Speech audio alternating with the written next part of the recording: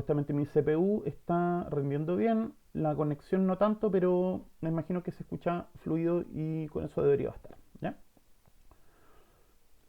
Bien. Ah, no, perdón. Ya, ahora sí.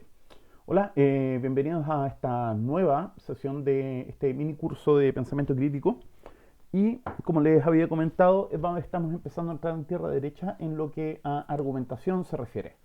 A modo breve de resumen, les voy a comentar lo que conversamos la semana pasada, sin resumen escrito esta vez porque voy a ocupar una diapositiva antigua porque la verdad es que no me alcanzó el tiempo para adaptarla, entonces voy a utilizar esta diapositiva tal como la tenía. A ver, la semana pasada estuvimos hablando sobre polarización política, ¿ya? Y resulta que, a ver, haciendo un resumen muy a grosso modo de lo que hablamos la semana pasada, eh, dijimos lo siguiente. Básicamente siempre entendemos la ética a nivel individual respecto a qué es lo que se debe hacer, qué es lo correcto, qué es lo bueno a nivel de los individuos, ¿ya? También hay un área de la filosofía que se llama ética social, que se encarga de entender la ética en términos de relaciones sociales. Pero cuando hablamos de precisamente de qué es lo que hay que hacer, qué es lo que se debe hacer, cómo se debe conducir un país, un pueblo, una sociedad, ya estamos hablando de un área muy similar a la ética, pero también con elementos distintivos, que es la política, probablemente tal. Entendiendo la política como el ejercicio que tiene que ver con el cómo se conduce de buena manera, de manera correcta, digamos, una sociedad, un país, una nación, ¿ya? Entonces, en ese sentido, se podría decir que la ética y la política son hermanas, por decirlo de alguna forma. Entonces, yo lo que les presenté la semana pasada fue una teoría que es relativamente nueva, relativamente reciente, que es la teoría de los 5 pilares de la moral de un psicólogo llamado Jonathan Haidt. Y Jonathan Haidt en esa teoría argumenta que básicamente nuestro sistema uno es el que decide y nuestro sistema 2, más que tomar las decisiones, muchas veces su trabajo es racionalizar, reconstruir un argumento a favor de lo que el sistema uno dijo, ¿ya? ¿Se acuerdan que cuando partimos el curso yo les hablaba esto del sistema uno y del sistema 2 y que era importante porque el sistema uno es proclive a sesgos cognitivos? Ya, lo que plantea Jonathan Haidt es que en el razonamiento moral y por extensión en el razonamiento político también somos muy proclives a caer en sesgos, ¿ya? Entonces, él planteaba esta teoría de que el sistema moral sería algo así como un ecualizador de 5 bandas. Ustedes no sé si en sus casas tuvieron cuando eran niños, porque esto estoy hablando hace mucho tiempo, ahora ya casi no existen este tipo de aparatos. Pero antiguamente era normal que el equipo de música que uno tenía en la casa tuviese un ecualizador en el cual uno podía subir o bajar ciertas, ¿cómo se llama? No perillas. Uno podía hacer ajustes en las distintas frecuencias, ¿ya? Y el más típico era el ecualizador de 5 bandas. También habían de 3 bandas, por ejemplo, los bajos, los medios y los agudos, de 5, de 7, etcétera. Siempre por lo general eran números impares. Entonces, lo que decía Haidt es que este sistema moral nuestro de los seres humanos era un ecualizador de 5 bandas y que cada persona lo tenía configurado de manera diferente, de manera relativamente distinta, ¿ya? Y él decía de que las 5 bandas en este ecualizador de la moral humana eran, primero, daño-cuidado, que son las situaciones que tienen que ver con el evitar hacer daño, el cuidar, el proteger a las demás personas, ¿ya? O sea, cuando por ejemplo yo veo que una persona está pidiendo ayuda porque tuvo un accidente o porque tiene hambre, porque no tiene dinero, etcétera, y yo siento empatía hacia esa persona, se está activando ese pilar, ese parámetro de nuestro sistema moral se activa cuando uno percibe sufrimiento ajeno. Uno naturalmente busca evitar el sufrimiento y proteger a las personas. Ese era el primero. El segundo, que tiene que ver con justicia y equidad o igualdad. Y tiene que ver con el hecho de que nosotros tendemos a reaccionar, digamos, con satisfacción, con alegría, cuando hay justicia, y tendemos a reaccionar con rabia, con indignación, cuando percibimos, cuando vemos una injusticia, ¿ya? Y ese en particular es extremadamente poderoso, ¿Ya? De hecho, todo este movimiento social, este estallido social que hemos estado viendo, se motiva principalmente por el sentimiento de rabia ante la injusticia. ¿Ya? Entonces, por eso, ese segundo pilar es sumamente importante. Entonces, primero, dijimos, daño y cuidado, cuidar a los demás. Segundo, el de justicia y equidad o igualdad. Tercero, nunca me acuerdo bien del orden, pero a ver, respeto a la autoridad, la idea de que uno le debe respeto y obediencia a las personas que están por encima de uno en cierta jerarquía, ya sea la jerarquía de la familia, en que uno le debe respeto y obediencia a los padres, o la jerarquía de la sala de clases, en que uno le debe respeto y obediencia al profesor, o la jerarquía del lugar de trabajo, donde uno le debe respeto y obediencia al jefe, o en el nivel político en que uno le debe respeto y obediencia a las autoridades de turno, en este caso al Poder Ejecutivo, al Legislativo y al Judicial, ¿cierto? Ya, entonces eso, respeto a la autoridad, era el tercero. El cuarto era lealtad al grupo. Esta intuición natural que tenemos, que nos gusta pertenecer a grupos y nos gusta proteger a nuestro grupo del daño o de las agresiones que pueden tener de otros grupos. Y lo que planteaba Haidt es que ese pilar, al igual que todos los otros, son producto de nuestra evolución. Y nuestra evolución en los últimos cientos de miles de años es precisamente, tiene que ver con la organización tribal, de tribus, en que familias se organizan en pequeñas tribus precisamente para dominar un territorio y sus recursos en contra de otras tribus. Y por eso existe el fenómeno de la guerra probablemente tal, ¿no? O sea, la guerra, la violencia como forma de hacer política, por decirlo así. O incluso uno podría decir, invertir la frase y decir que la política es para hacer guerra sin violencia. ¿Se fijan? Son en ese sentido intercambiables, por decirlo así. Es un filósofo que se llamaba Karl von Clausewitz, el que planteaba de que la guerra es la extensión de la política, pero con los medios armados. ¿Ya? Bueno, en fin. Y el último, el quinto pilar de esta teoría de los cinco pilares, era el pilar que llamamos santidad y pureza, y que tenía que ver con todas las intuiciones que tienen que ver con el uso del cuerpo, ¿ya? Y el uso del cuerpo, por ejemplo, en el sentido sexual, ese pilar de la pureza y santidad es el que regula, por ejemplo, nuestras intuiciones respecto a la fidelidad con la pareja, el qué tipo de prácticas sexuales son aceptables y qué tipo de prácticas son inaceptables, ¿ya? Pero no solo la sexualidad. Yo les comentaba de que la derecha siempre se ha preocupado mucho de moralizar y regular moralmente la sexualidad, pero que por el contrario en la izquierda también hay un impulso muy fuerte de moralizar la comida y la medicina. En el sentido de que también el hecho de, por ejemplo, ya no comas carne, sé vegetariano, o no comas transgénicos, o no tomes medicamentos de las farmacéuticas, sino que tomas medicamentos naturales, por ejemplo. Eh, Todas esas cosas también tienen que ver con intuiciones de pureza, ¿ya? Entonces, si nosotros nos fijamos en estos cinco pilares, por lo general todas las conductas morales que uno puede observar tanto en conservadores como en liberales, y como en personas que están ahí entre medio también, siempre tienen un balance respecto a qué pilar están dándole más importancia o están valorando como más importante por sobre los otros, ¿ya? Y uno de los comentarios que yo hice, que es una de las conclusiones que saca Jonathan Haidt, es que la principal diferencia entre liberales de izquierda y conservadores de derecha, aunque bien puede ser que también hay conservadores de izquierda y liberales de derecha, eso, pero estamos hablando en lo moral, no en lo económico. Ojo, no confundan con eso. Cuando digo liberal, no estoy diciendo liberal económico, o sea, no estoy diciendo capitalista, estoy diciendo liberal en lo valórico, ¿ya? En lo moral, ¿ya?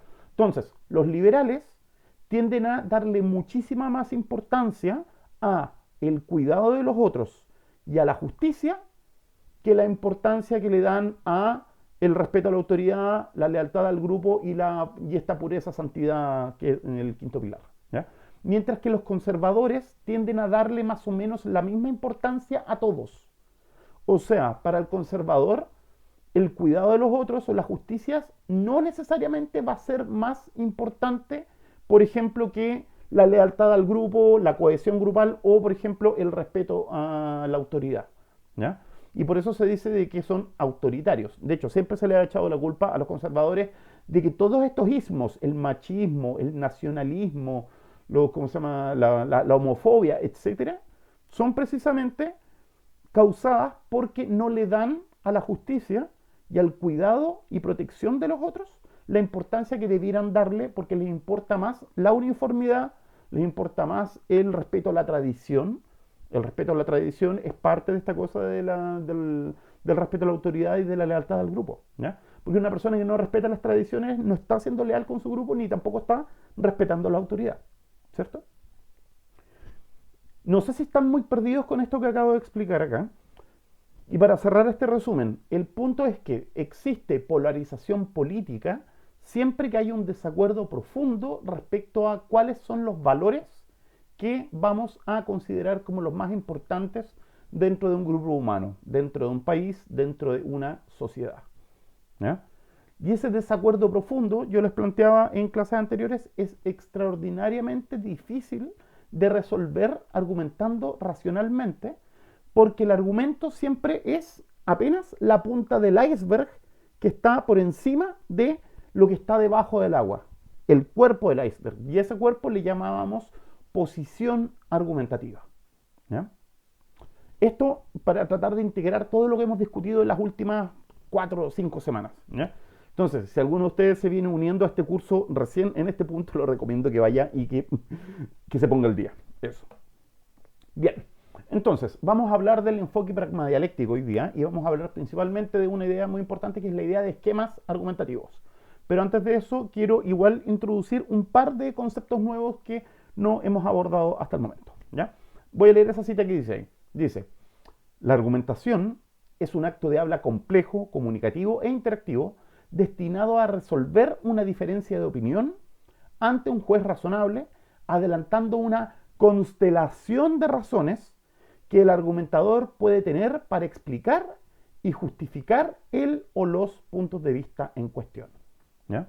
O sea, lo más importante acá es que tenemos que entender que la argumentación es un acto de habla complejo, tiene distintos elementos, tiene distintos tipos de acto de habla, distintos tipos de contenido, ¿ya? Y por lo mismo tiene distintas reglas y tiene distintas formas de ser evaluado, ¿ya? Por ejemplo, una persona puede ser brillante argumentando en el ámbito formal, en términos de qué tan correcto es el argumento que está planteando en términos formales, pero bien puede ser de que sus premisas sean falaces o que sus premisas estén basadas en datos inexactos o derechamente en mentiras. Así como puede pasar que una persona tenga información fidedigna y por no saber construir un argumento de buena manera, por no saber comunicar ese argumento de buena manera, su posición no sea sostenible y básicamente pierda el intercambio argumentativo, pierda el debate, ¿ya? Entonces, recordemos que hay distintas formas de evaluar los tipos de argumentos. Y la clase de hoy se trata de eso, de qué tipo de preguntas nos tenemos que hacer para evaluar los distintos tipos de argumentos que se pueden adelantar, ¿no? Entonces, breve pausa antes de seguir. Les quiero agradecer nuevamente a los 3 espectadores que están conectados y quiero que simplemente que me confirmen que se escucha bien, que se oye bien y que vamos siguiendo, que no estoy hablando demasiado rápido quizás o que se entiende lo que estamos abordando, ¿ya? Eso. Entonces, a ver, voy a ir a ver acá. Ya, permiso.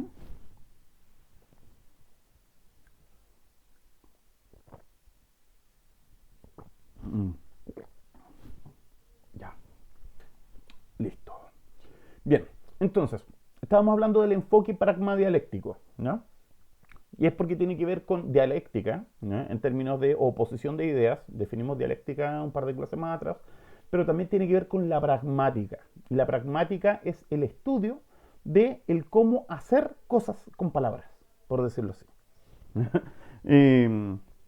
Porque cuando se dice que el lenguaje crea realidades, en cierto sentido esa frase no es tan cierta porque obviamente las palabras son palabras y las palabras no tienen así como poderes mágicos, ¿ya? Pero en otro sentido es extraordinariamente cierto de que efectivamente nosotros, los humanos en particular, somos muy buenos para hacer cosas con palabras, ¿ya? Y las distintas cosas que hacemos con el lenguaje precisamente los podemos entender respecto a qué tipos de actos de habla son los que estamos realizando, ¿ya? Entonces, el enfoque pragmadialéctico se caracteriza por tener 2 dimensiones estrechamente relacionadas. Una dimensión descriptiva, que analiza la argumentación como acto de habla, y una dimensión normativa, que establece normas y estándares de racionalidad en el discurso argumentativo. La mejor forma de entender la distinción entre lo descriptivo por un lado y lo normativo por el otro es utilizar la siguiente fórmula. La dimensión descriptiva nos dice el qué es algo, y la dimensión normativa nos dice el qué debe ser o el cómo debieran ser las cosas. ¿Ya? Entonces, cuando describimos la argumentación es básicamente entender cómo argumentamos las personas. ¿Ya? Pero además, también a la pragma dialéctica le interesa regular, le interesa proponer reglas, normas, principios que los argumentadores debiéramos seguir para tener una argumentación eficiente, constructiva. ¿No? Sigo. Entonces, los argumentos tienen como fin convencer al destinatario de la aceptabilidad del punto de vista elevado por el emisor. ¿Ya? Para eso sirve un argumento, entre otras cosas. ¿Ya? Habíamos dicho que los argumentos también sirven para construir conocimiento, pero aquí nos vamos a centrar precisamente en la función dialéctica. ¿Ya? Entonces, la finalidad es convencer al destinatario. ¿Ya? Tanto la persuasión a través de un argumento como la forma de levantar el argumento están hechos con cierto propósito, con cierta intención o motivación y desde cierto lugar. Y ese cierto lugar, yo les hablaba la semana pasada, que es lo que llamamos la posición argumentativa. ¿Ya? Ese cierto lugar es no solo el lugar físico, el espacio en el que uno está, sino que son los valores, los principios, las creencias, las intenciones que uno tiene. ¿Ya? No es solo que el emisor desee una aceptación en abstracto de lo que se señala, sino que desea que el destinatario actúe en conformidad a lo intencionado mediante el argumento. Y me devuelvo para un par de semanas atrás, cité a un filósofo llamado Robert Nozick, que me da mucha risa porque es un libro que se llama, se me olvidó cómo se llama el libro, ¿cómo se llama? Creo que no es Los problemas de la filosofía, es análisis filosófico, una cosa así, no me acuerdo. Ya, pero bueno, Robert Nozick hacía el siguiente chiste en la introducción del libro y decía de que nosotros los filósofos lamentablemente no tenemos muchas herramientas para convencer a la gente. Porque si un filósofo le da un argumento a una persona y el filósofo dice, mira, este es mi argumento, es mi evidencia, mi lógica es implacable, tú tienes que aceptar mi conclusión. Y si la persona que está al frente, que no es filósofo, te dice, ya, pero ¿y si no quiero? No quiero nomás, pues, y no lo acepto. El filósofo lo único que puede hacer es decir, ah, pero entonces estás siendo irracional. Eres una persona irracional. Y la otra persona es como que, no sé, weón, está bien, pues soy irracional, ¿y qué tiene? Y se va silbando, tranquilo. Entonces, decía Nozick de que sería bacán que los filósofos tuviéramos algo así como argumentos letales. Onda, argumentos tan potentes de que si la persona dice que no lo acepta, que, no sé, que le explote la cabeza, el cerebro. Obviamente es un chiste, no es la idea matar a nadie con la argumentación, así onda, con un argumento tan poderoso que la persona explote. Pero efectivamente, una de las condiciones básicas para la argumentación es el estar dispuesto a aceptar razones. Entonces, si a ti te dan un argumento y tú entiendes ese argumento y aún así no estás dispuesto a actuar en virtud de esa razón, obviamente estás siendo irracional. ¿Ya? Respecto a ese tercer punto, ¿ya? Que el destinatario actúe en conformidad a lo intencionado mediante el argumento. Si yo voy donde el doctor y el doctor me dice tienes que dejar toda la azúcar porque tienes diabetes, tienes que dejar todas las grasas porque puedes tener problemas al corazón y tienes que dejar de fumar porque te puede dar cáncer, lo racional por mi parte sería dejar los dulces, dejar las hamburguesas y dejar el cigarro. Cosa que no he hecho hasta el momento. Entonces, en ese mismo sentido, yo me tengo que reconocer a mí mismo como actuando de manera irracional. Porque a pesar de que reconozco que los argumentos que me han dado son perfectamente racionales y están basados en evidencia sólida, yo no he tenido la fuerza de voluntad para actuar en conformidad con esa conclusión a la que llegamos con mi médico. ¿Ya? Dice, se puede esperar solamente a condición de la razonabilidad del argumento y del receptor. Si el receptor no es razonable, no está dispuesto a aceptar razones, la argumentación no puede cumplir su propósito. Básicamente no funciona. Y por eso, y este es un punto que voy a empezar a introducir y espero que a nadie le moleste, pero es mi punto de vista al respecto. Yo siempre he tenido la sensación de que hay específicamente cierto tipo de usuario de Internet, que es el troll, ¿ya? Con el cual no se puede razonar y que no vale la pena tratar de razonar con él, la mayoría de las veces, ¿ya? Y hay que ser bien cuidadoso para distinguir precisamente entre cuando te están troleando versus cuando te están... Perdón. Saber distinguir cuando se trata de simplemente un troleo o cuando simplemente se trata de una persona muy tenaz y muy intensa que está convencida de que tiene la razón, pero no es que esté tratando de molestarte, sino que efectivamente hay un desacuerdo serio y la persona está dispuesta a aceptar razones. Porque ese caso es un desafío que conviene aceptar, porque implica también cuestionar las creencias propias. Mientras que con el troll no hay argumento, no hay razonabilidad que valga, y ahí lo mejor es simplemente decir qué es lo que uno opina de la forma más claramente posible, saludar a la galería y irse de ahí. Y es importante hacer eso porque precisamente muchas veces en un intercambio en internet hay personas mirando, ¿ya? Y si uno puede hacer el aporte de poner un punto de vista contrario de la forma más clara posible, entregando la mejor evidencia disponible en el momento, eso le puede servir a otra persona que esté mirando para tomar una decisión. Y no dejarse influir por el troll o el tipo que está desinformando con el cual discutiste. A pesar de que no logres hacer cambiar de opinión al troll o al tipo que está produciendo fake news o al, no sé, al troll, esencialmente. ¿Eh? Bien, Paulek dice, ¿cómo destrolearse, profe? Hay que hacer que explote la cabeza con razones, como dijeron esos nombres. Claro. Miren, haciendo un breve paréntesis, yo leí una vez que le llamaban la regla de los 3 rounds. Primer round, declarar qué es lo que uno cree y cuáles son las razones que uno tiene para creer lo que uno cree. Luego de eso, declarar por qué uno no acepta el punto de vista contrario. ¿Ya? Obviamente esperar que el contrario te rebata tu punto o que te dé razones para que tú aceptes el punto que no estás aceptando. Y tercero, simplemente tú resume qué es lo que aprendiste del intercambio y di chao. No hay cuarto round, no hay quinto round.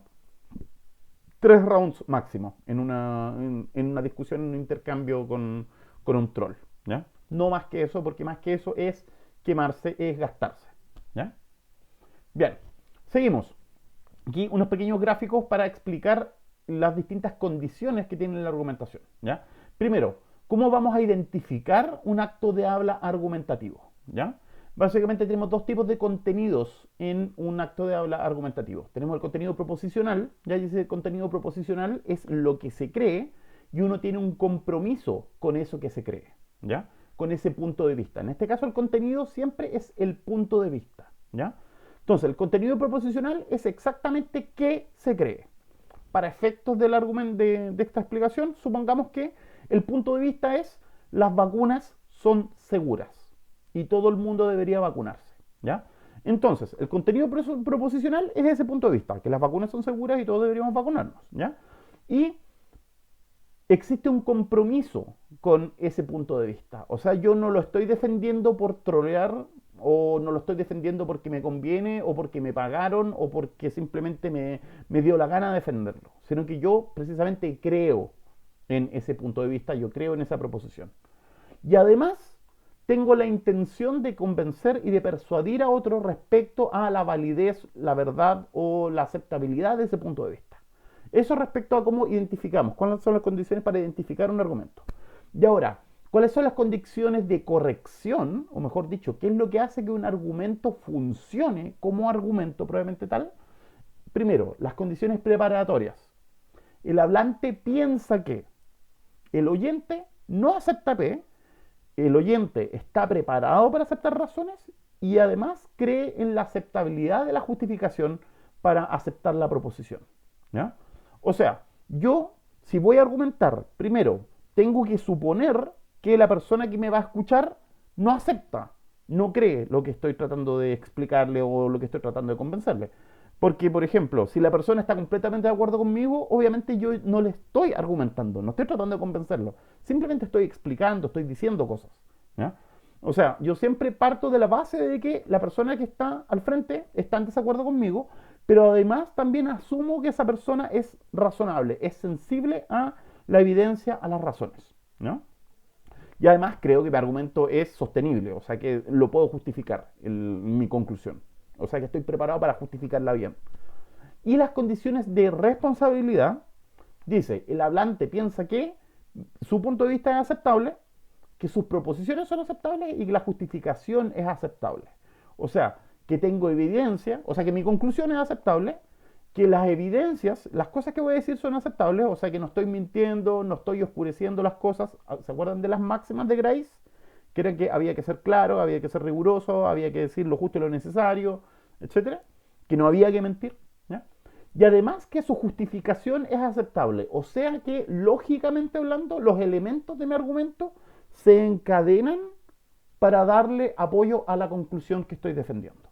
¿Ya? O sea, básicamente la condición de responsabilidad es que yo creo que lo que estoy defendiendo es aceptable. Si yo defiendo un argumento que yo considero que es inaceptable, estoy haciendo una práctica muy particular que se llama ser abogado del diablo, que es argumentar una posición que no se, que uno no tiene, que uno no cree en ella. ¿Ya? Y ojo con jugar al abogado del diablo, que a veces, en contextos muy particulares, sobre todo en contextos en que existe una relación de confianza y de amistad, jugar al abogado del diablo puede ser una muy buena estrategia para detectar puntos ciegos e inconsistencias en el propio sistema de creencias y en los propios argumentos. ¿Ya? Es como cuando, por ejemplo, tú vas a dar una interrogación, te van a interrogar en la universidad o en la escuela y tienes un amigo que te empieza a hacer preguntas cada vez lo más malintencionada posible, precisamente para ayudarte a prepararte. ¿Ya? En ese contexto, ser abogado del diablo puede ser una excelente herramienta, ¿ya? Para preparar el argumento que uno está defendiendo o ver si es que la posición de uno efectivamente es sólida. Porque si uno juega al abogado del diablo y el argumento se cae a la primera, probablemente se trataba de un pésimo argumento y un interlocutor probablemente te va a despedazar muy fácilmente. ¿Ya? Eso. Etapas en la resolución de una disputa. Esto no es tan importante, lo vamos a retomar más adelante, pero igual me conviene que las mencionemos. La etapa de confrontación, la etapa de apertura, de argumentación y de clausura. ¿Ya? Confrontación es precisamente la existencia, cuando se pone en evidencia la existencia de un desacuerdo, de una disputa o de una duda. La apertura, ¿ya? Tiene que ver con la decisión de resolver esta disputa, ¿ya? Y consiste en una discusión argumentativa reglamentada en la que protagonista y antagonista, ¿ya? O sea, la persona que está a favor de la proposición y la persona que está en contra de la proposición pueden presentar, respetando turnos obviamente, las razones que tienen para estar a favor o estar en contra, ¿ya? Y la argumentación probablemente tal es cuando el protagonista defiende su punto de vista y el antagonista requiere de más argumentación o presenta contraargumentos. O sea, para que exista argumentación tiene que haber pimponeo, ¿ya? Y por eso, por ejemplo, es una cosa interesante. Si ustedes han mirado los debates presidenciales, si se fijan, los debates presidenciales no tienen un esquema de debate argumentativo, sino que son básicamente entrevistas. ¿Por qué? Es un periodista el que le hace una pregunta a uno de los candidatos y después el otro candidato también responde a esa misma pregunta. Pero no se fuerza la idea de que entre los candidatos tengan que confrontar sus puntos de vista, sino que básicamente es entrevistas por turno. Entonces, por eso estos debates televisados de los candidatos presidenciales quizás no son del todo eficientes para revelar los desacuerdos que existen entre posiciones políticas por distintos candidatos. ¿Bien? Bueno, y la última fase en una resolución de una disputa es precisamente la clausura, donde se determina si se resolvió la disputa a favor de una u otra parte. Y yo les decía la otra vez que la clausura puede consistir de 4 cosas. Se acepta la proposición que se está debatiendo, se rechaza, se niega la proposición que se está debatiendo, pero también podemos llegar a una solución de consenso que integre las posiciones de protagonista y antagonista, o también, que es una forma lícita, válida de terminar un debate, es decir, efectivamente nos damos cuenta de que nos falta evidencia, nos faltan datos, falta investigar, no estábamos entendiendo el problema de una manera adecuada y dejamos la resolución en suspenso. O sea, se puede ganar, se puede perder, se puede llegar a un acuerdo, a un consenso, o se puede decir, ¿sabes qué? Aquí nadie ha ganado porque el tema queda abierto. ¿Ok? Bien, eso. No sé si tienen alguna pregunta respecto a esto que les acabo de hablar, sino para partir, seguir directamente con un par de cositas muy breves, un par de conceptos que yo les quería, que quiero dejar instalados porque los vamos a utilizar repetidamente en las clases que vienen. ¿Ya? Entonces, ¿no hay preguntas? ¿No hay preguntas? No, aparentemente no hay preguntas. Oye, alguien se suscribió con Prime. Eso no sé qué significa, no tengo idea. Pero bien, gracias por la suscripción a Zenin Volador. ¿Ya? Bueno, sigo. Básicamente, cuando uno presenta premisas y llega a una conclusión, uno básicamente utiliza conectores y los conectores nos permiten identificar si es que la relación que existe entre una premisa A y una premisa B son de acuerdo, de que yo estoy agregando razones a favor, pero también puedo utilizar otro tipo de conectores que son los antiorientados, que son los que me permiten cambiar de orientación, ¿ya? O sea, pasar de la afirmación a la negación, ¿ya? Entonces, miren, argumentos coorientados, o sea, conectores que diga coorientados. Además, encima, aparte, incluso, por si fuera poco, puedo enumerar primero, segundo, primero esto, segundo esto otro, más aún, etcétera. Todos esos indican de que la premisa 1 y la premisa 2 apuntan en la misma dirección. Apuntan, por ejemplo, en apoyar la conclusión, ¿ya? Mientras que los conectores antiorientados lo que me permiten es ir haciendo switch entre el estar a favor y el estar en contra. Y ustedes se preguntarán, ¿por qué uno debería utilizar en una argumentación argumentadores antiorientados? Porque, como vamos a ver en la próxima clase, uno cuando argumenta, cuando uno está defendiendo una conclusión, uno no solo debe considerar las razones a favor, sino que uno también tiene que hacerse cargo de las razones en contra, sin necesidad de que te las tengan que tirar en la cara como si fuera un pastel, ¿ya? Entonces, respecto al rol de los conectores antiorientados, eso lo vamos a ver más claramente más adelante. Pero, ejemplos de antiorientados. En cambio, por el contrario, pero, antes bien, sin embargo, no obstante, con todo lo anterior, etc. ¿Ya? Esos son, el concepto que yo quería introducir acá es el concepto de orientación argumentativa. Y estos conectores, que son los que separan las distintas premisas que yo voy presentando, me permiten entender si es que yo voy siguiendo la cadena de manera afirmativa o si estoy cambiando la orientación hacia contraargumentos, ¿ya? O contrafácticos, etc. ¿Ya? Ahora,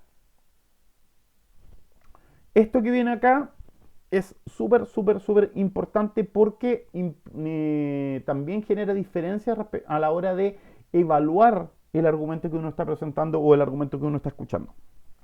Existen tres grandes modelos o esquemas respecto a cómo funciona el argumento en función de la relación premisas y conclusión, ¿ya? Recuerden que un argumento lo habíamos definido como un conjunto de razones, evidencias o premisas que apoyan una conclusión, ¿ya? Entonces, tenemos básicamente tres grandes tipos de argumentos. En los argumentos múltiples, cada argumento es autónomo y permite individualmente llegar a la conclusión, como vemos en la primera ilustración. La idea es que cuando yo construyo un argumento múltiple y, por ejemplo, di la razón A, B y C, y un contraargumentador me dice, oye, pero C es falso, aún así A y B deberían ser suficientes para apoyar la conclusión C. Eso es un argumento múltiple, cuando uno da múltiples razones para llegar a una conclusión, ¿ya? Por ejemplo, si yo digo que no deberíamos usar combustión a leña, que no deberíamos quemar leña, yo podría decir, contamina el medio ambiente, pero también podría decir, es malo para mi salud, y además podría decir que la leña es súper cara mientras que la calefacción solar es más barata. ¿Se fijan? Entonces alguien me podría decir, oye, pero no, pues mentira, si tú recoges leña, no pagas nada y sale más barato usar leña. Yo podría decir, sí, tienes razón, se me cayó la premisa C, pero aún así, en la protección de mi salud y la protección del medio ambiente deberían ser suficientes para aceptar la conclusión. ¿Se entendió eso? En un argumento múltiple, cada premisa apoya de manera independiente la conclusión. Mientras que en un argumento coordinado, cada una de las premisas brinda cierto grado de apoyo y es el total, el conjunto de los argumentos, el que es necesario para una defensa concluyente. ¿Ya? O sea, en un argumento coordinado yo requiero que todas las premisas individualmente sean verdaderas para poder llegar a la conclusión. De modo tal que si, por ejemplo, se demuestra la falsedad o me refutan una de las premisas, o sea, me recusan una de las premisas, no es lo mismo refutación que recusación, eso lo vamos a ver más adelante. Se me cae el argumento, se me cae la conclusión si es que pierdo alguna de las premisas. Eso es un argumento coordinado. Entonces el argumento coordinado, cuando está bien construido, es demoledor, pero tiene la debilidad de que requiere que cada una de ellas, cada una de las premisas sea verdadera para que el argumento se sostenga, porque si no el argumento se cae. Y el tercer tipo de argumento, que en ese sentido también puede ser demoledor, entre comillas, o puede ser muy eficiente, pero que también tiene un talón de Aquiles, por decirlo así, es el argumento concatenado. En un argumento concatenado, cada premisa implica a la siguiente. O sea, si yo digo A implica a ver, no, en vez de ser, porque ya tengo C, que es la conclusión. ¿Ya? No, ya, perdón. Ya. Digo, A implica que B, y B implica que C, C implica que D, y D implica mi conclusión. ¿Ya?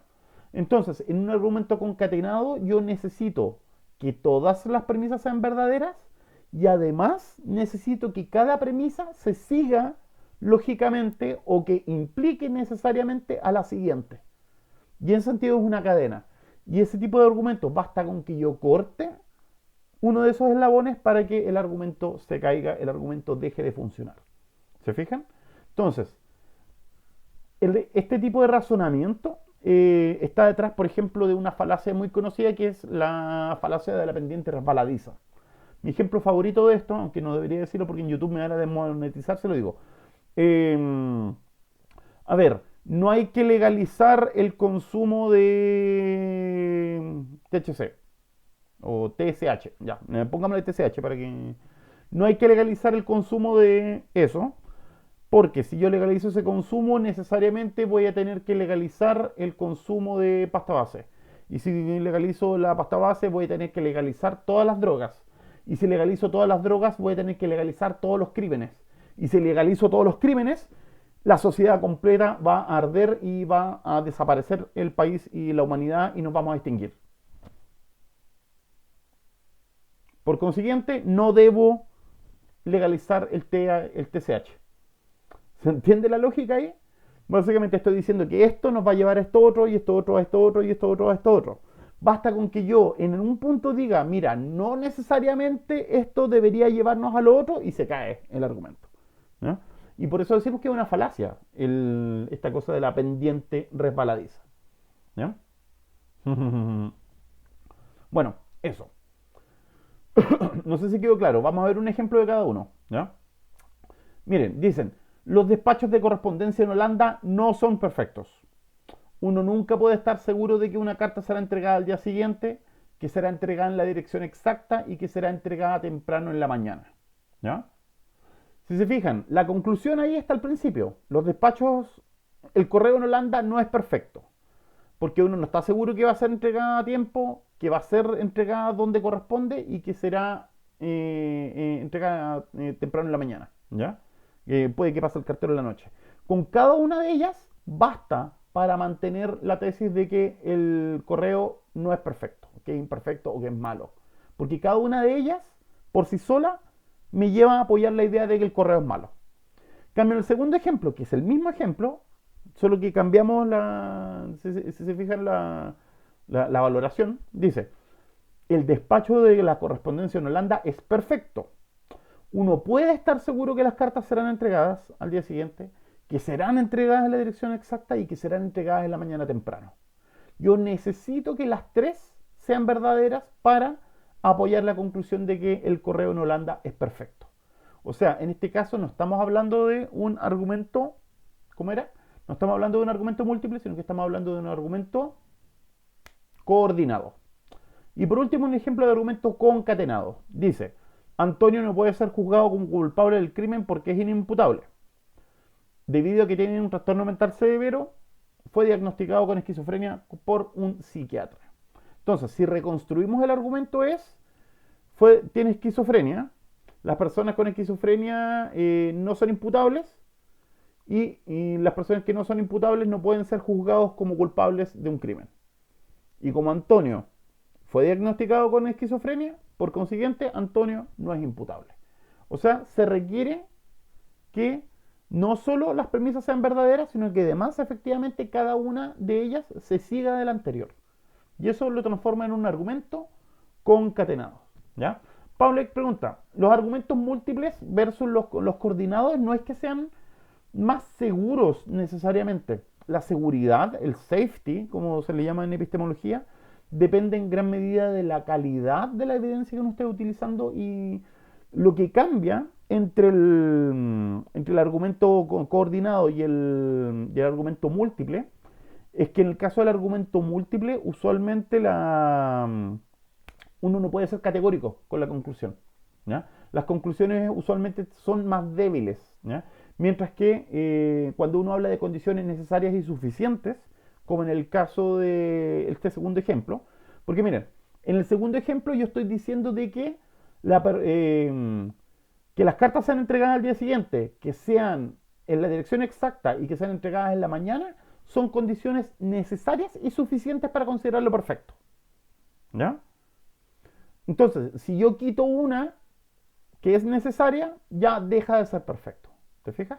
Pero sin embargo, para decir en el ejemplo 1 que no son perfectos, estas condiciones no son necesarias, pero sí son suficientes, porque cada una de ellas basta para apoyar la conclusión. ¿Te fijas la diferencia entre que las razones sean necesarias por un lado y que sean suficientes por la otra? Entonces, eso. Ahora, obviamente, si uno quiere, por ejemplo, participar en un debate argumentativo, o sea, en un debate, en un torneo de debate, en un campeonato de debate, o uno, por ejemplo, es un abogado que está preparando un caso, ¿ya? Y en términos de argumentación jurídica, obviamente que conviene utilizar argumentos múltiples en ese sentido. Pero es preferible que sea un argumento múltiple bien armado a que sea un argumento múltiple al lote. Porque si yo hago un argumento múltiple con razones espurias, con malas razones, estoy violando una de las máximas de Grice, que es la máxima de cantidad. Yo la cantidad de razones que dé debería ser las razones suficientes, pero además que no me falte ninguna razón necesaria. Si yo utilizo razones innecesarias, básicamente estoy ensuciando el debate, estoy ensuciando la argumentación. ¿Ya? Entonces, eso para responder tu pregunta. O estoy muy pegado. Sí, parece que estoy muy pegado.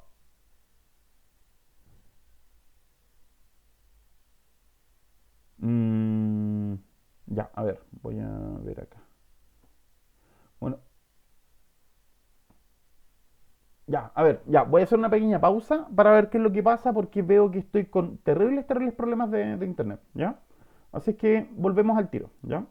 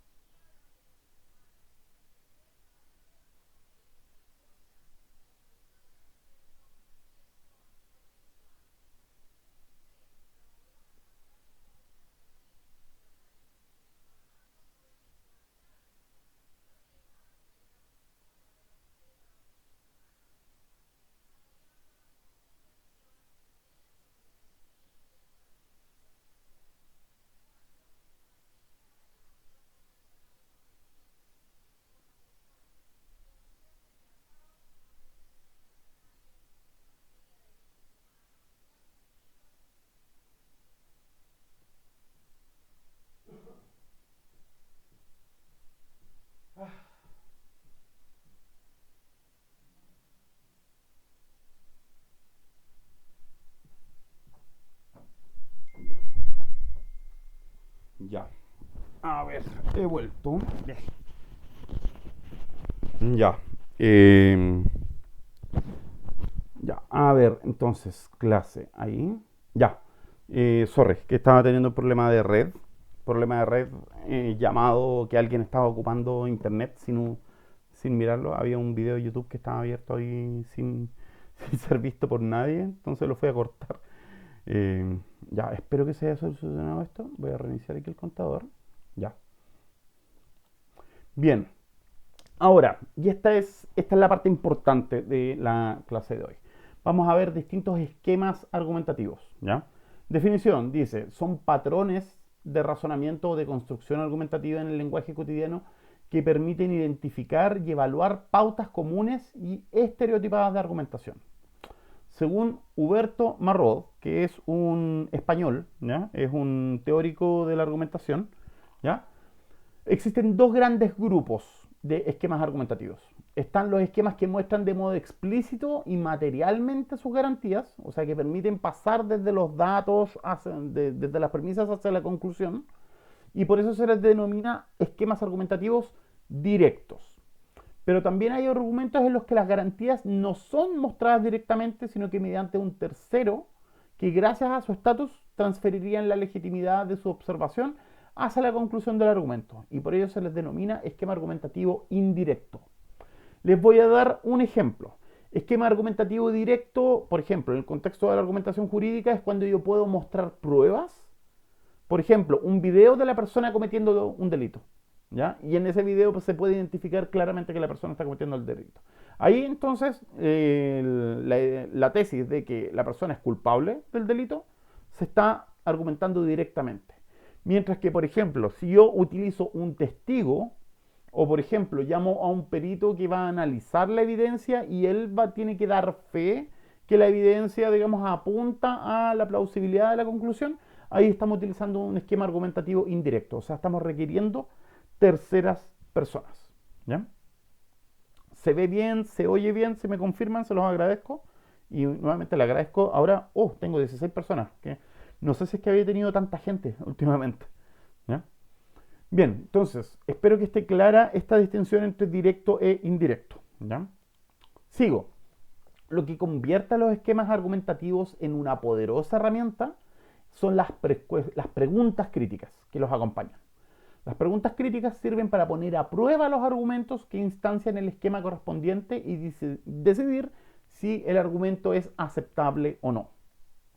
Como regla general, y esto es importante, sumamente importante, porque está muy relacionado con el tema de los heurísticos y los sesgos cognitivos que hablamos hace un mes atrás. ¿Ya? Dice, las falacias argumentativas consisten en el uso incorrecto de los esquemas argumentativos, presuponiendo que estos apoyan la conclusión con más fuerza de la que realmente tienen. ¿Ya? ¿Por qué les digo esto? ¿Y por qué digo que es importante? Porque siempre que se habla de esta falacia, la falacia X, falacia Y, falacia Z, típicamente la falacia no es que sea, no es que el argumento sea automáticamente inválido, ¿ya? No es que sea un tipo de argumento inválido, sino que es el uso de un esquema que en otro contexto o en otras condiciones es perfectamente válido, pero que está mal usado o mal aplicado, ¿ya? Entonces, las falacias, como les decía, son el mal uso de un esquema argumentativo que en otro contexto es válido. De la misma forma que los sesgos cognitivos son la aplicación incorrecta o equivocada de heurísticos que son útiles en otros contextos. ¿Ven ese paralelo? Dijimos, los heurísticos son muy útiles, sirven para tomar decisiones en condiciones de incertidumbre, pero nos pueden llevar a distorsiones y esas distorsiones son los sesgos cognitivos. De la misma forma, los esquemas argumentativos son formas lícitas, válidas de argumentar, pero que si uno no las utiliza adecuadamente, nos lleva a caer en falacias. Por eso ese paralelo entre falacia por un lado y sesgo cognitivo por el otro es importante. El sesgo cognitivo es lo que pasa dentro de la cabeza. Falacia es el acto de argumentar utilizando un esquema argumentativo de manera ineficiente o de manera mal aplicada. ¿Ya? Dice, por consiguiente, las preguntas críticas son un método indispensable para detectar falacias. ¿Ya? Existen diversas clasificaciones de esquemas argumentativos. Vamos a revisar la propuesta de Douglas Walton, que está contenida en un libro que se llama Fundamentals of Critical Argumentation. ¿Ya? Bien. Primero, esquema argumentativo 1. Es el esquema desde la posición de saber. ¿Ya? El esquema es, premisa 1.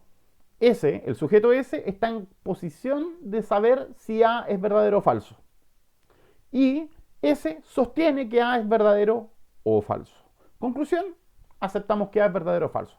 Cuando decimos que alguien está en posición de saber, es por ejemplo, si yo le pregunto a alguien su cumpleaños, o si por ejemplo le pregunto a alguien que fue testigo de una situación, esa persona está en posición de saber, tiene acceso a información, tiene acceso a conocimiento.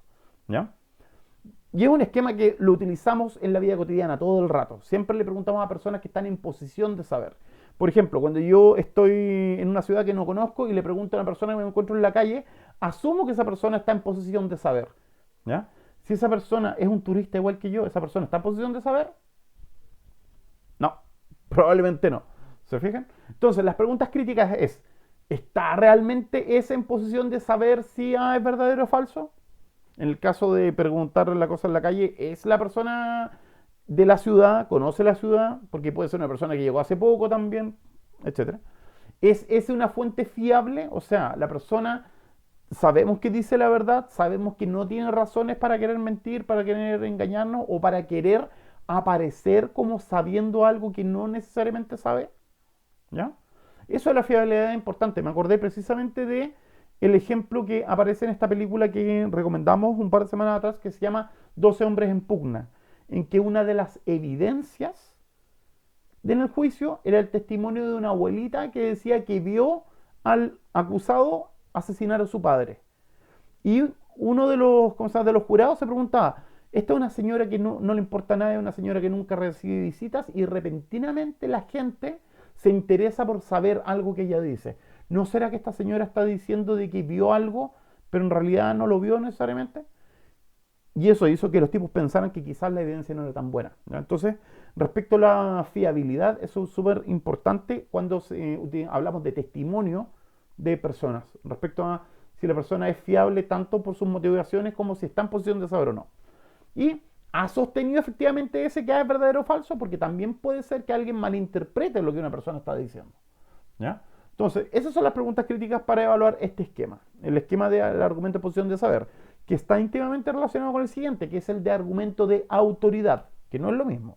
Ojo, el esquema del argumento de autoridad dice, la fuente S es experta en el dominio P que contiene la proposición A.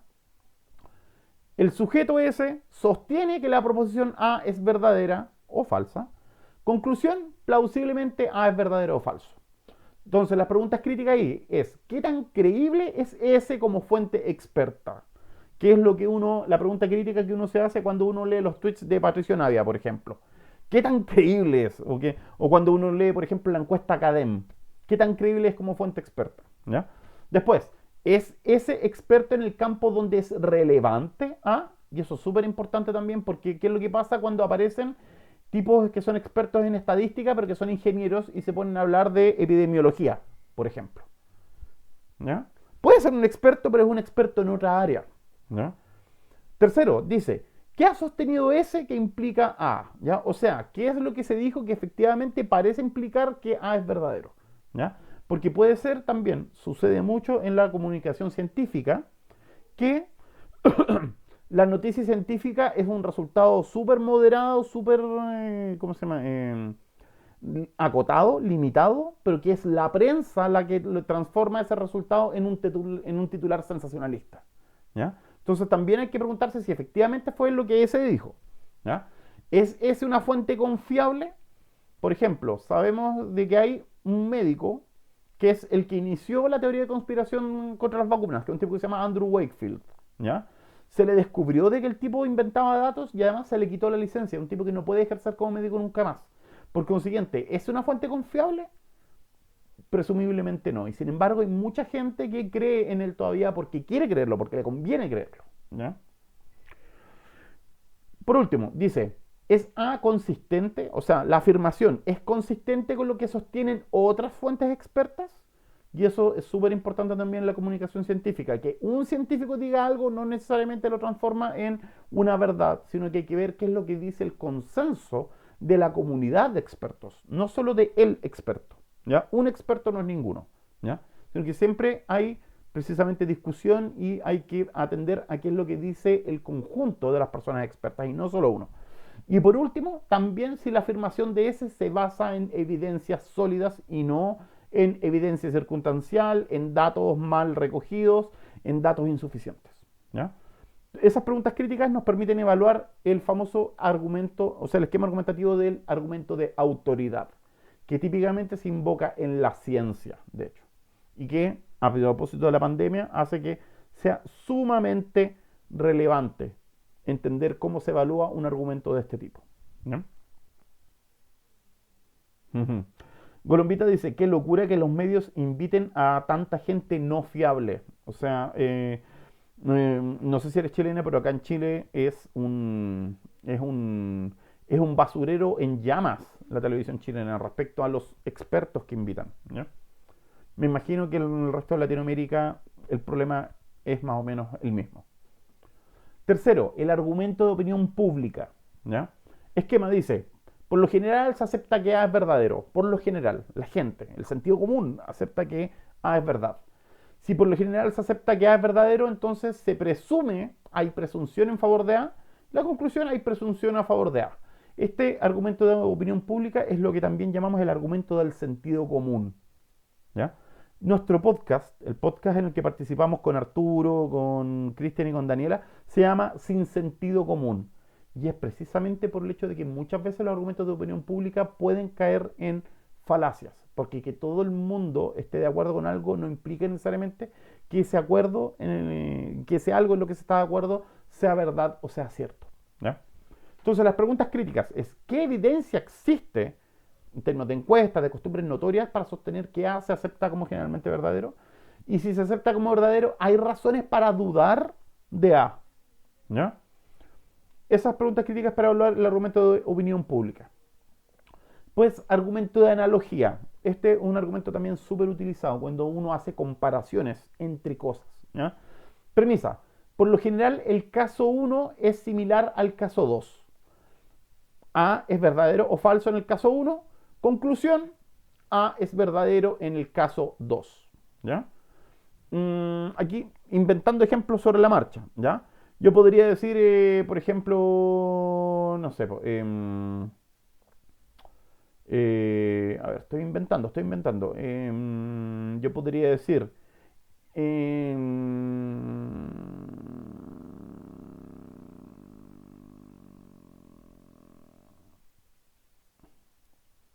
a ver, argumentado de analogía, yo podría decir, em, los países asiáticos son, a ver, no, espérate, a ver, ya, por ejemplo, China es muy malo para el fútbol, ¿ya? Taiwán es muy malo para el fútbol y Corea es muy malo para el fútbol, ¿ya? Entonces podría sacar por una analogía de que ya que C1, que en este caso es China, que es malo para el fútbol, y C2, que es Taiwán o Corea, que son malos para el fútbol, ¿ya? Y se sabe que son malos para el fútbol, yo podría presumir que C4, que en este caso Japón, son malos para el fútbol también, ¿ya? Estoy haciendo una analogía, básicamente estoy diciendo que como son similares, corresponde predicar lo mismo, siendo que bien puede ser que los japoneses saquen, no sé, un equipo como el de los supercampeones, el Capitán Tsubasa, eventualmente, ¿ya? Y de hecho a veces a Japón no le ha ido tan mal, ¿ya? Pero disculpen lo malo el ejemplo, pero insisto, estoy tratando de utilizar ejemplos no políticamente cargados porque típico que me van a acusar de que estoy sesgado, que estoy politizado. De hecho ya me retaron por eso, en un comentario me dijeron que yo estaba sesgado, etcétera. Entonces yo voy a decir algo así como que tal político es de derecha y es un sinvergüenza, este otro político es de derecha también es un sinvergüenza. Entonces por analogía yo podría decir que Rojo Edwards y Cast, ya, pero no, esas cosas no las voy a decir. No, no las voy a decir más, sorry. Preguntas críticas para evaluar analogías. Dicen, ¿hay diferencias sustantivas entre C1 y C2 que socaven la fuerza de la similitud entre dichos casos? ¿Es realmente A verdadero en el caso C1? ¿Existe otro caso que sea similar pero donde sea falso? Y con esto me acabo de acordar el ejemplo que yo siempre solía dar, ¿ya? De que, por ejemplo, alguien podría decir, el fútbol es un deporte porque se practica en equipo, es competitivo y requiere gran habilidad, ¿cierto? El básquetbol también es un deporte, se practica en equipo, es competitivo, requiere gran habilidad.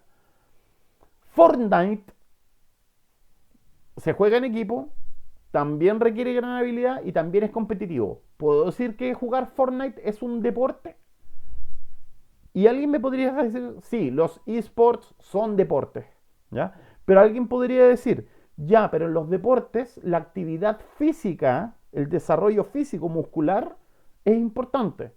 Mientras que en un esport tú no te mueves del lugar, simplemente estás controlando virtualmente un monito. Por consiguiente, hay una diferencia relevante, ¿ya?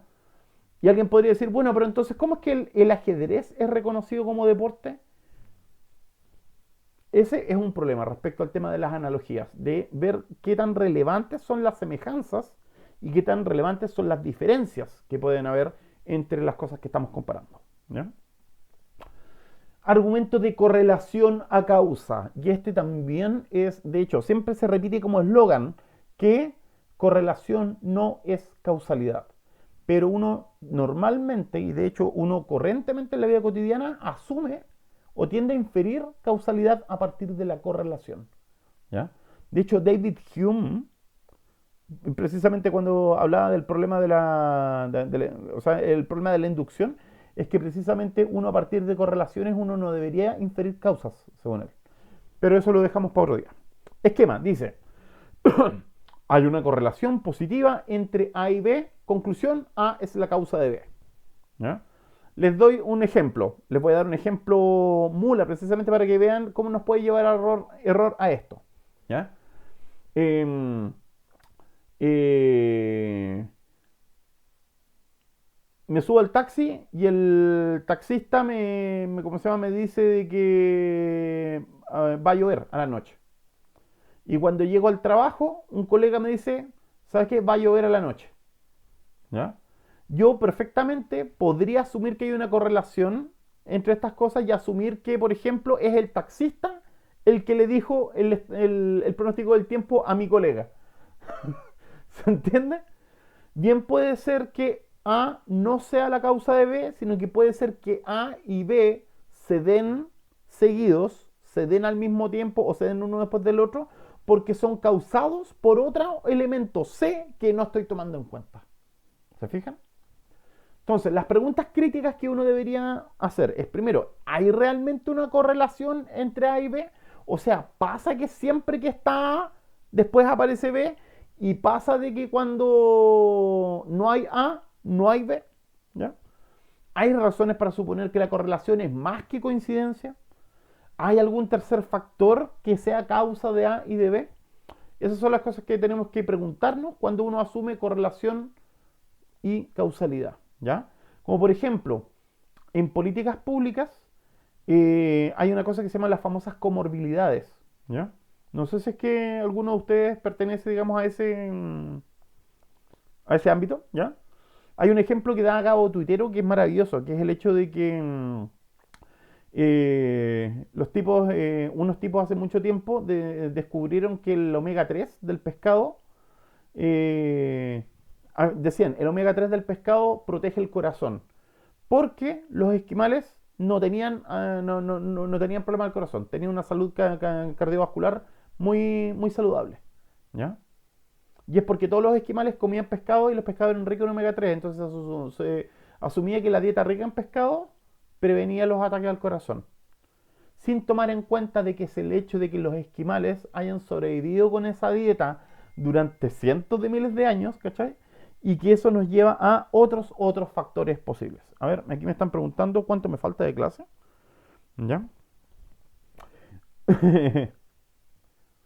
Ah, pucha, me pegué de nuevo en la historia del taxi. Pucha, sorry. Lo de la historia del taxi era básicamente de que el taxista me decía que iba a llover y después un colega me decía que iba a llover. Y yo podía asumir incorrectamente de que eso pasaba porque el taxista le decía a mi colega que iba a llover todos los días. ¿Se fijan? Siendo que bien puede ser que haya otra razón, ¿ya? De la misma forma en que si yo voy a una relojería y veo que todos los relojes apuntan la misma hora, no significa que todos los relojes estén conectados al mismo servidor o que todos los relojes estén conectados al mismo reloj para que estén sincronizados. Bien puede ser que esa sincronía se deba a un tercer factor, como por ejemplo el hecho de que alguien los sincronizó y que son buenos relojes. ¿Te fijas? Entonces, eso con respecto a correlación y causa. Uno no debería asumir causalidad instantáneamente a partir de la correlación. Vamos a hablar de argumentos causales, creo que en 3 o 4 clases más. Vamos a tener una clase exclusivamente sobre razonamiento causal porque es súper importante dentro del método científico, ¿ya? Cuando uno testea hipótesis, uno utiliza precisamente razonamiento causal, ¿ya? Sexto esquema argumentativo dentro de esta lista que nos da Douglas Walton, ¿ya? Ya, pero espérate, aquí tengo un gran comentario, ya, vamos a ver acá. O la correlación que hacían los antivacunas cuando subieron los contagios justo cuando empezó el proceso de vacunación y decían que las vacunas aumentaban los contagios. Claro, pues ahí había una correlación, pero que no necesariamente implicaba una causalidad, pero obviamente sabemos que las antivacunas están razonando de manera interesada. A ellos les interesa sostener la tesis de que las vacunas son malas y por eso cualquier cosa que pueden interpretar como evidencia a favor de ellos, la van a utilizar como evidencia a favor de ellos, ¿ya? Y por eso es que es importante hacer este tipo de preguntas críticas, ¿ya? Kreditov dice, hablando de vacunas, una correlación implica que confunden los antivacunas, es el de que las vacunas causan autismo. Claro, también. Hay todo un tema y yo creo que sería bueno que quizás en un par de clases más tener un invitado o invitada que nos pueda hablar de estos temas de salud, ¿ya? Yo les recomiendo que sigan una página que se llama Etilmercurio, que es precisamente una página en la que participan científicos de muchas áreas, entre ellas Cristina Dorador, que es ¿cómo se llama? La representante de la Convención Constitucional por Antofagasta.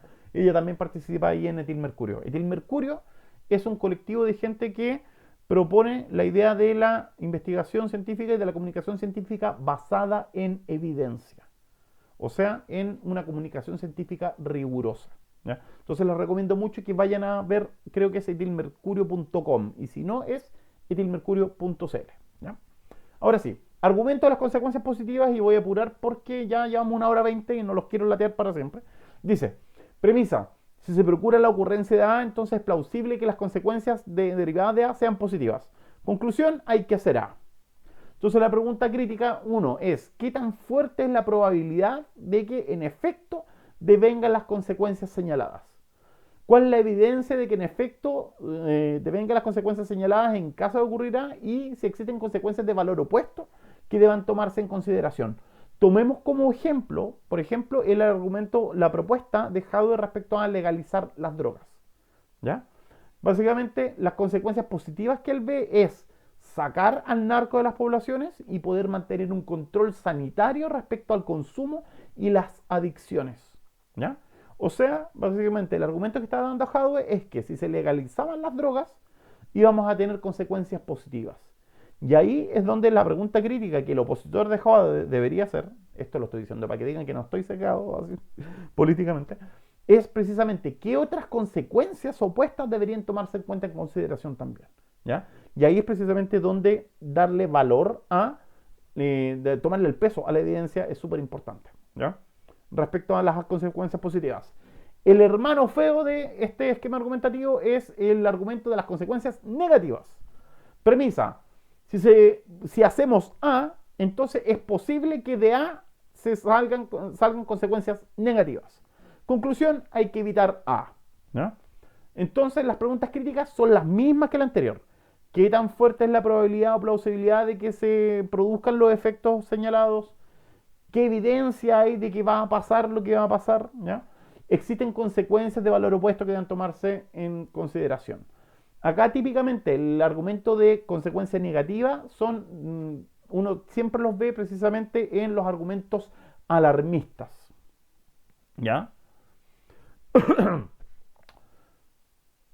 Eso. No voy a seguir tirando ejemplos porque si no vamos a estar hasta el día de el níspero. Y esto que yo se los había adelantado cuando hablamos de los argumentos concatenados, el argumento de pendiente resbaladiza precisamente es un argumento de consecuencia negativa, pero concatenado. ¿Ya? Vamos a ver, miren, dice, premisa 1. Se sostiene que la propuesta A o es algo que debe procurarse, es algo que debemos hacer. Premisa 2. Es plausible que al sacar a 0, esto dé lugar a A1, a A2, A3, A4, hasta AN. Y la premisa 3 es que AN es un resultado horrendo, desastroso. Por conclusión, debemos evitar que ocurra AO. En el ejemplo que les había dado respecto a la legalización del CTH, ¿ya? Era que precisamente eso iba a llevar a una crisis moral o a una crisis, etc. El otro, por ejemplo, el típico dependiente resbaladiza que yo lo he escuchado harto, lo escuchaba cuando yo era chico y lo he seguido escuchando, es que, por ejemplo, respecto a la ley del matrimonio igualitario, que de hecho está en discusión hoy día y se aprobó en general la ley, eh, típicamente los reaccionarios de derecha decían, ya, pero entonces si legalizan el matrimonio igualitario, después va a haber que legalizar la pedofilia, por ejemplo. O va a haber que legalizar la zoofilia, porque si yo me quiero casar con una cebra o con una mula, tengo derecho a casarme, porque básicamente lo que ahí están tratando de hacer es de reducir al absurdo la moción. ¿Se fijan? Entonces, preguntas críticas en contra de las pendientes resbaladizas. Dice, ¿cuáles son las proposiciones que encadenan a cero la moción que estamos proponiendo con el resultado desastroso? Efectivamente, ¿cuáles? O sea, ver si es que los vínculos lógicos o causales entre el primer elemento y el último efectivamente se dan. ¿Qué otros pasos se requieren para llenar la secuencia de eventos para que la secuencia sea plausible? Y tercero, ¿cuáles son los eslabones más débiles en la cadena de eventos? Donde es cuestionable si uno de ellos da lugar al siguiente. Que de hecho es útil hacer esa pregunta crítica porque, por ejemplo, si uno va a tomar una medida que implica riesgos, identificar el eslabón más débil en la cadena de eventos nos permite prevenir las consecuencias desastrosas. ¿Se fijan? Entonces, preguntas críticas, como hemos estado diciendo todo este rato, son extraordinariamente útiles, ¿no? Luego, argumento sintomático. Dice, A, hallazgo o resultado, es verdadero en el presente y por lo general B es verdadero cuando su signo o síntoma A es verdadero. Conclusión, B es verdadero en la situación presente. De hecho, la palabra misma lo dice, síntoma, ¿ya? Signo, síntoma, ¿ya? No me acuerdo bien exactamente cuál es la distinción entre signo y síntoma, por ejemplo, en el ámbito médico, ya que no es lo mismo. Creo que signo médico es lo que uno observa, la temperatura, mientras que síntoma es lo que la persona te dice del cómo se siente. Pero básicamente funcionan de la misma manera en este contexto, ¿ya? Entonces, por ejemplo, si yo tengo una persona que tiene un dolor agudo en el brazo izquierdo, ¿ya? Y que siente que se está quedando sin aire y que tiene dolor en el pecho y el brazo izquierdo, esos síntomas típicamente que se dan, por ejemplo, en este caso, son verdaderos cuando A es verdadero, ¿ya? Ah, no, a ver, A son los síntomas. Dolor del brazo, dolor de pecho, sensación de opresión, etc. Y esos son verdaderos cuando hay un infarto cardíaco. Conclusión, B es verdadero en la situación presente. A partir de los síntomas, yo concluyo de que está pasando algo, ¿ya? Entonces, las preguntas críticas a la hora de hacer diagnósticos, no solo en medicina, sino que a la hora de hacer diagnósticos dentro de una escuela, dentro de un sistema político, dentro de una relación de pareja, respecto a qué síntomas o signos pueden presentarse de un problema en una relación de pareja, ¿ya? ¿Cuál es la fuerza de la correlación entre signo y evento? ¿Ya? ¿Existen otros eventos que expliquen mejor o de forma más simple el signo-síntoma? Ejemplo, si en una relación de pareja una persona está actuando de manera misteriosa, eso puede ser síntoma de que la persona tiene un affair, que está teniendo una relación por fuera. Pero si además, por ejemplo, resulta que tú vas a estar de cumpleaños pronto, bien puede ser que esa conducta misteriosa es porque te están preparando una sorpresa. ¿Cachai? Entonces ahí hay que ser crítico en el sentido de o sea, qué tan fuerte es la correlación entre los síntomas, él o los síntomas, y lo que estamos diagnosticando, ¿ya?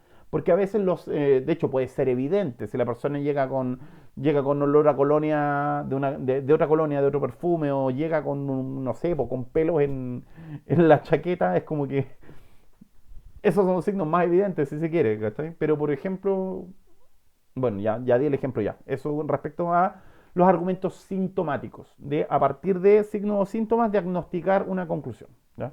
O sea, obtener una conclusión, o sea, un diagnóstico como conclusión, ¿ya? O ya, a ratos se pega, me dicen. Así es que, bueno, de todas formas recuerden que la grabación queda en YouTube en caso de que quieran repetir alguna parte, ¿ya? Y además ahí también le pueden poner pausa para sacar los pantallazos, aunque si quieren que les mande ¿cómo se llama? La diapo, se las puedo compartir también, o sea, pero la idea es que me la pidan por interno porque no las quiero así como publicar en cualquier parte, ¿ya? Preferiría que fuese así como más por interno, si alguno de ustedes quiere este material para que yo se los ceda y por si lo quieren usar en clases o quieren estudiarlo, ¿ya? Argumento de compromiso. Dice, premisa uno, en este caso el agente, el sujeto, está comprometido con la proposición A, con una afirmación, según la evidencia que se desprende de lo que dice y hace este sujeto, ¿ya? Por lo general, cuando un agente está comprometido con A, también lo está con B. Conclusión, en este caso, el agente S está comprometido con B.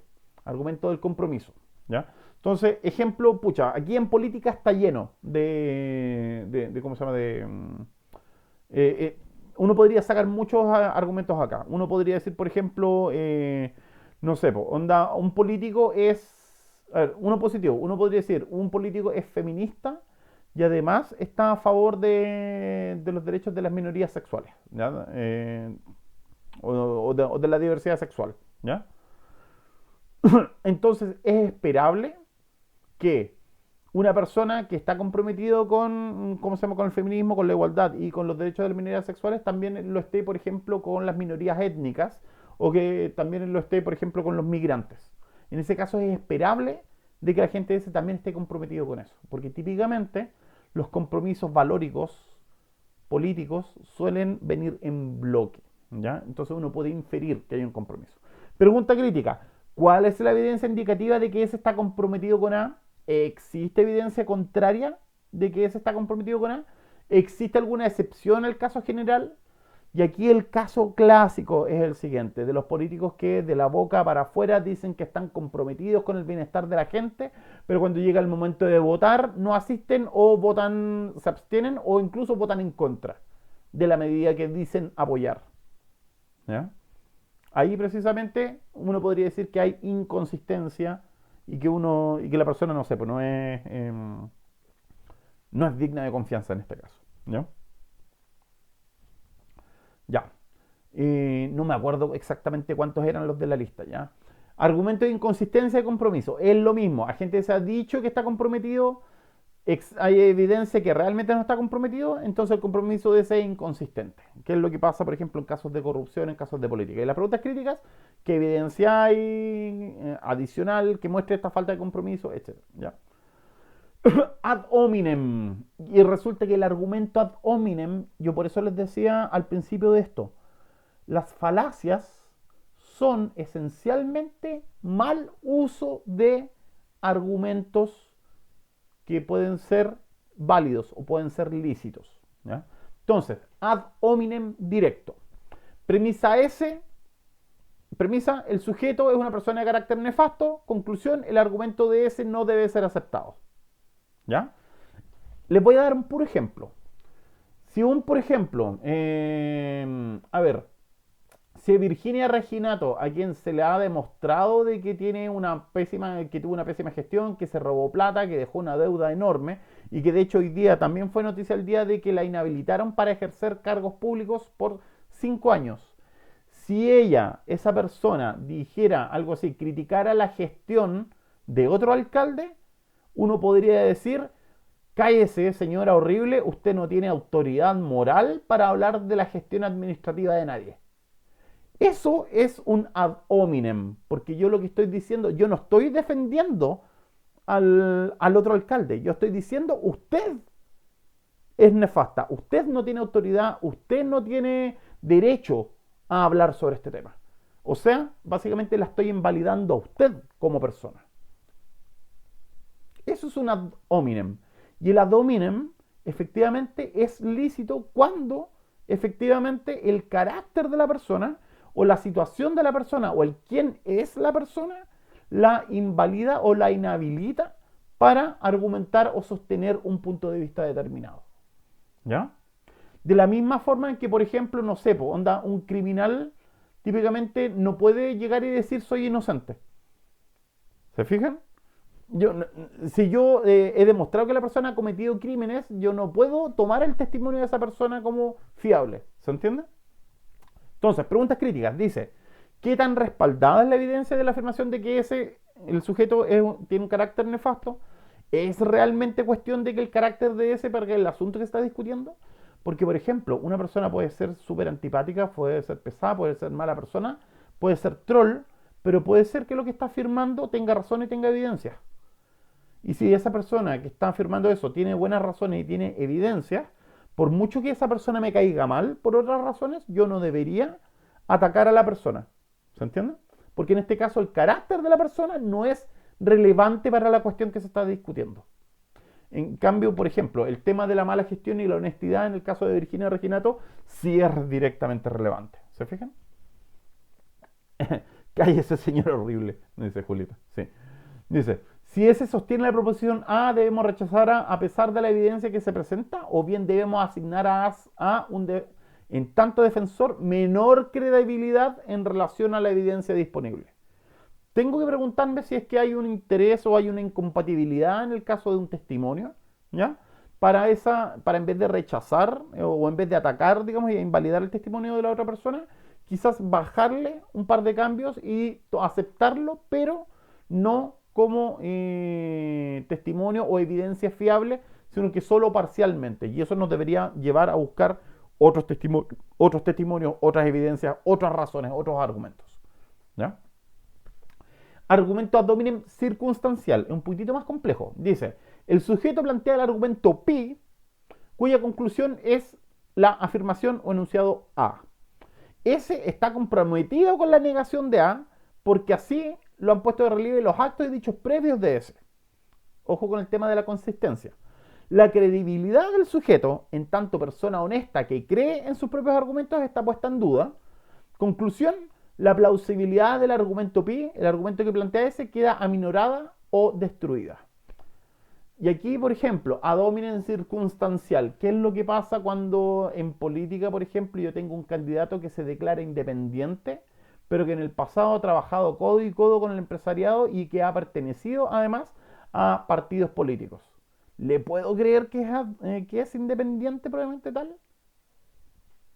Si las cosas que está planteando dice yo voy a gobernar, yo voy a actuar con independencia del poder y voy a actuar con independencia de tal o cual partido político, porque soy independiente. ¿Debería creerle? Entonces ahí.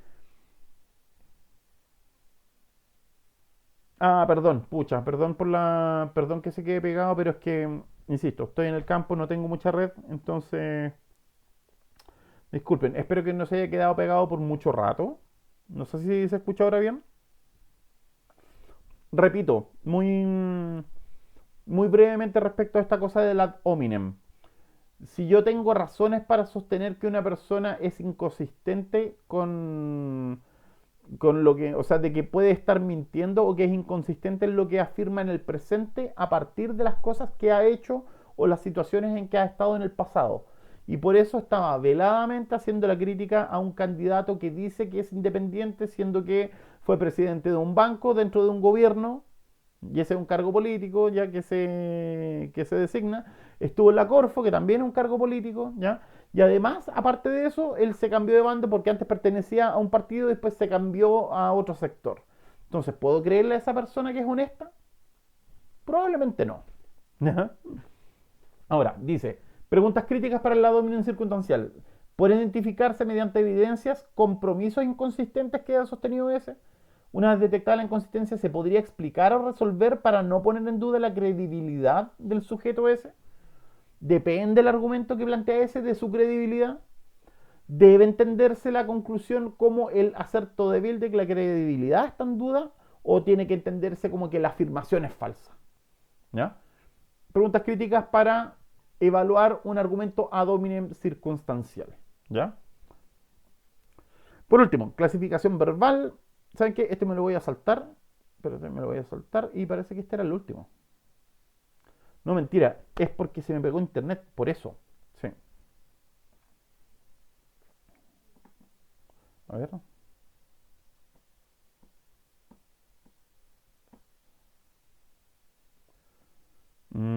Ya, a ver. Ya, a ver, chicos, yo creo que esto de los distintos tipos de argumentos da para largo y debería tener mejores ejemplos, quizás. Y además me están llamando a tomar once. Y considerando que ya llevamos una hora y media, no sé si les parece que dejemos esto en pausa hasta acá y retomemos, no sé si el viernes, se me ha hecho súper difícil hacer clases los viernes últimamente. Así es que quedo atento. No sé si me pueden decir qué días les conviene más. Yo estoy pensando en que de repente incluso hacer esto mañana mismo.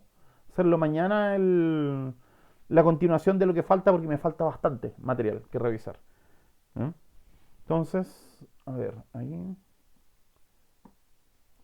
Claro, pues nos falta la de ignorancia, un argumento de excepción, de regla establecida, de despilfarro. También tenemos que hablar de los argumentos valóricos también. ¿Ya? Y hay más, de hecho, hay más tipos de esquemas argumentativos. Así que yo creo que vamos a dejar la clase hasta acá. Les agradezco su presencia a los 15 espectadores que están en este momento. Y vamos a dejar la clase acá. Entonces, saludos a Coquemr, Comandante Ruth, Creadito, Francisca THS, Gernum 13, Colombita, Guillermo Iglesias, Mathematical Fox, mm, MS Lenity, Naranja y Miel, Paulek, Profe Andrés, Sad Girl, Zenin Volador, S. Pulgares, Titret y Toy Moy. Muchas gracias por estar y seguimos con esto entonces la próxima clase que va a ser este viernes, espero. ¿Ya? Habiendo dicho eso, detengo la grabación. Gracias. Porque además está asqueroso mi internet. Así que